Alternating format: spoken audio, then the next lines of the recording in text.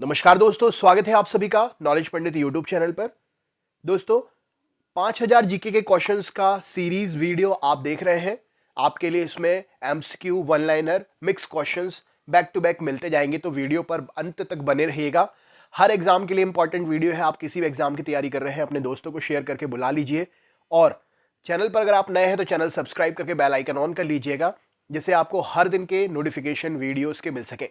Like करना ना भूलें, जल्दी से वीडियो को लाइक कर दीजिए और अपने ग्रुप्स में शेयर कर दीजिए। चलिए हम शुरू करते हैं वीडियो। सबसे पहला प्रश्न है, 10वीं शताब्दी के किस भाष्यकार को भाष्य को सर्वाधिक स्वीकृति मिली है? तो 10वीं शताब्दी के किस भाष्यकार के भाष्य को सर्वाधिक स्वीकृति मिली है? तो मेघादिति भाष्यकार के भाष्य को सर्वाधिक स्वीकृति मिली है। राजपूत काल में व्यापार एवं वाणिज्य में हुए ह्रास का प्रमुख कारण क्या था? तो राजपूत काल में व्यापार और वाणिज्य में हुए नुकसान का प्रमुख कारण मुक्त भूमि अनुदानों के सामंत वर्ग का प्रभुत्व बढ़ना। मुक्त भूमि अनुदानों से सामंत वर्ग का प्रभुत्व बढ़ना व्यापार और वाणिज्य में हुए प्रमुख नुकसान का कारण था। नेक्स्ट क्वेश्चन है, राष्ट्रकूटों के शासन काल में साम्राज्य के प्रशासन के विभाजन का सही क्रम क्या था?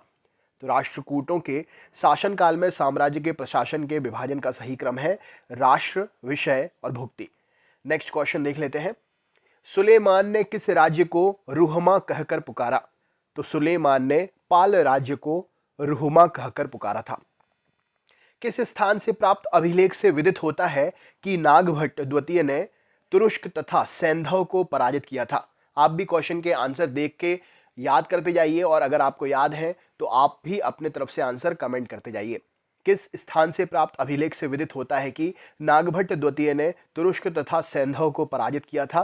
तो यहां पर सही उत्तर हो जाएगा ग्वालियर के अभिलेख से यह विदित होता है कि नागभट्ट द्वितीय ने तुरुष्क तथा सैंधव को पराजित किया था। उत्तर वैदिक काल में न्यायालय को क्या कहा जाता था? तो उत्तर वैदिक काल में न्यायालय को विदथ कहा जाता था। इंपॉर्टेंट क्वेश्चन है, यूनिक क्वेश्चन है, पूरा वीडियो देखिएगा, सीरीज बहुत ही जबरदस्त है। आपका जीके जीएस कंप्लीट हो जाएगा। यदि पुरोहित बलि नहीं देंगे तो सूर्योदय नहीं होगा, यह उक्ति किस ग्रंथ की है? तो यदि पुरोहित बलि नहीं देंगे तो सूर्योदय नहीं होगा, शतपथ ब्राह्मण ग्रंथ में ये युक्ति कही गई है। निम्नलिखित में से किस विषय के क्षेत्र में हड़प्पा कालीन सभ्यता में विभिन्नता पाई जाती है?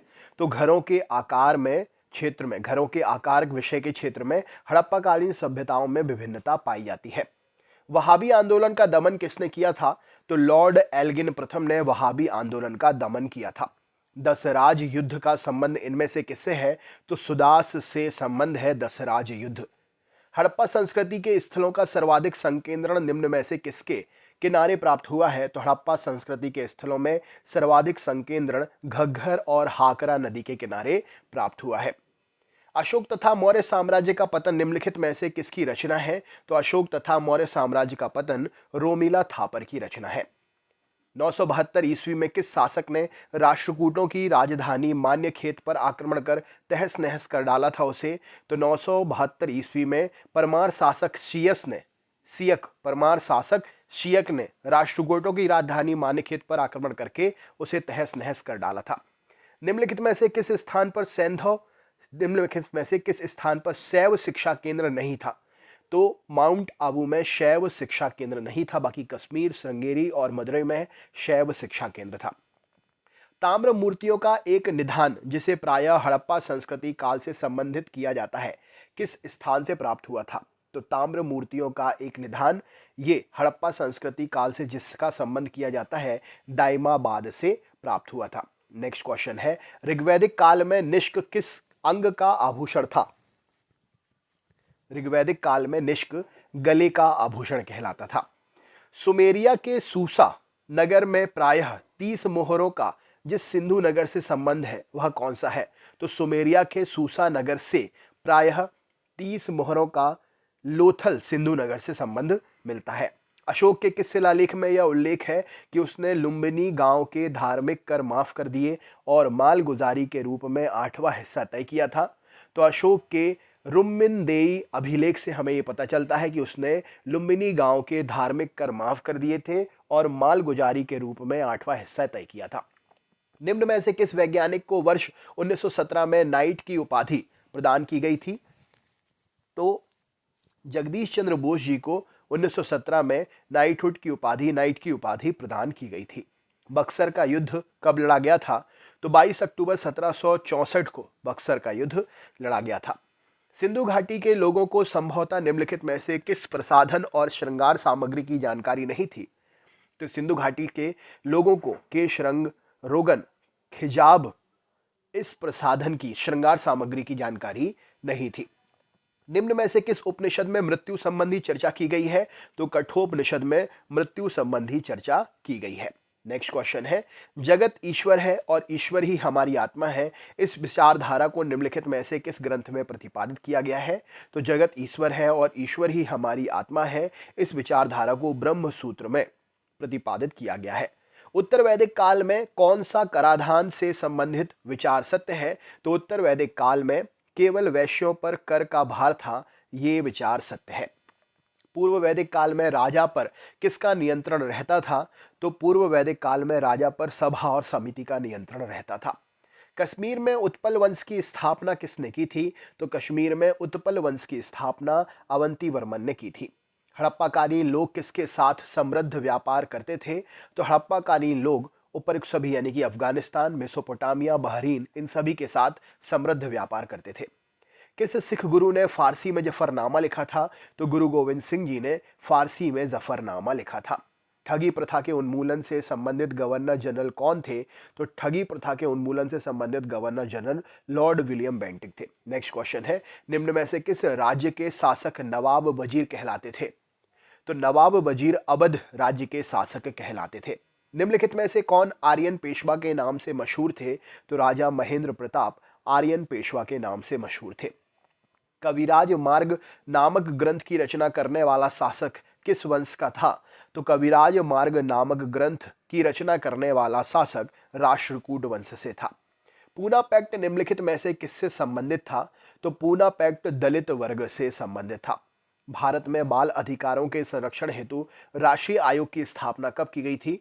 तो भारत में बाल अधिकारों के संरक्षण हेतु 2007 में राष्ट्रीय आयोग की स्थापना की गई थी। भारत के किस क्रांतिकारी को 11 अगस्त 1908 को फांसी दी गई थी? तो भारत के क्रांतिकारी खुदीराम बोस जी को 11 अगस्त 1908 को फांसी दी गई थी। सिंधु सभ्यता में कुंभकारों के भट्ठों के अवशेष कहाँ मिलते हैं? तो सिंधु सभ्यता में कुंभकारों के भट्ठों के अवशेष मोहनजोदड़ो से मिलते हैं। निम्नलिखित में से कौन सा आधुनिक देवनागरी लिपि का प्राचीनतम रूप है? तो आधुनिक देवनागरी लिपि का प्राचीनतम रूप पाली है। सिंधु घाटी के लोगों द्वारा सबसे अधिक प्रयुक्त की जाने वाली धातु कौन सी थी? तो सिंधु घाटी के लोगों के द्वारा सबसे अधिक प्रयुक्त की जाने वाली धातु कांस्य धातु थी। मालवा, गुजरात, महाराष्ट्र किस शासक ने पहली बार जीते थे? तो मालवा, गुजरात और महाराष्ट्र चंद्रगुप्त मौर्य ने पहली बार जीते थे। तमिलों के सबसे प्राचीन देवता कौन थे? तो तमिलों के सबसे प्राचीन देवता मुरुगन जी थे। नेक्स्ट क्वेश्चन है, विभिन्न हड़प्पा कालीन स्थलों में बिखरे हुए अस्थि अवशेष या कंकालों से क्या निष्कर्ष निकाला जा सकता है? तो विभिन्न हड़प्पा कालीन स्थलों में बिखरे हुए अस्थि अवशेष या कंकालों से हमें किसी प्रकार का सैनिक आक्रमण होने का कहे तो एक प्रकार से जानकारी मिलती है, निष्कर्ष मिलता है। प्राचीन भारत में निम्न में से कहाँ राजतंत्र था?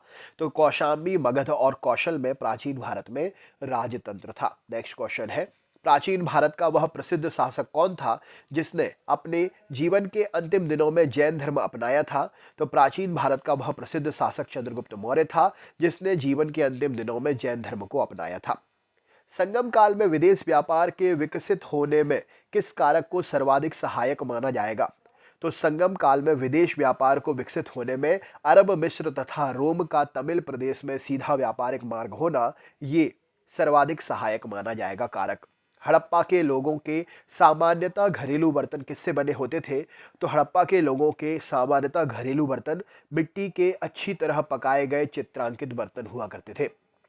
हड़प्पा निवासियों द्वारा अपने नगरों से पलायन करने का कौन सा सबसे युक्ति संगत कारण प्रतीत होता है? तो हड़प्पा निवासी जलीय परिवर्तन के कारण अपने नगरों से पलायन करे थे, यही युक्ति संगत कारण प्रतीत होता है। मगध के अजात शत्रु का सदैव किस गणराज्य के साथ युद्ध रहा? तो मगध के अजात शत्रु का सदैव वैशाली गणराज्य के साथ में युद्ध रहा। सौंदरानंद निम्नलिखित में से किसकी रचना है? तो सौंदरानंद अश्वघोष की रचना है। नेक्स्ट क्वेश्चन है, संगम काल की तीन प्रमुख शक्ति चोल, चेर और पांड्य के मध्य संघर्ष का मुख्य कारण क्या था? तो संगम काल की तीन प्रमुख शक्ति चोल, चेर और पांड्य के मध्य संघर्ष का प्रमुख कारण था उपजाऊ नदी तट वाले भूभागों पर नियंत्रण करने की आकांक्षा। ऑप्शन नंबर बी यहां पर सही उत्तर हो जाएगा। निम्नलिखित में से कौन सी विशेषता हड़प्पाकालीन आंतरिक व्यापार से संबंधित नहीं है? तो हड़प्पाकालीन आंतरिक व्यापार से संबंधित यह पूर्णतः वस्तु विनियमित व्यापार था। ऐसा नहीं है, हमें मुद्राओं के भी प्रमाण मिले हैं, इसीलिए ऑप्शन नंबर संबंधित नहीं है, यह पूर्णतः वस्तु विनिमय व्यापार था। तो दोस्तों ये था आज का प्रैक्टिस टेस्ट सेट पेपर। आगे का वीडियो यूं ही जारी रहेगा। आप जब तक अपने दोस्तों को शेयर करके बताइए। नेक्स्ट वीडियो हम शुरू करते हैं, जब तक अपने दोस्तों को बुला लीजिए और लाइक अगर नहीं किया है तो वीडियो को लाइक कर दीजिए।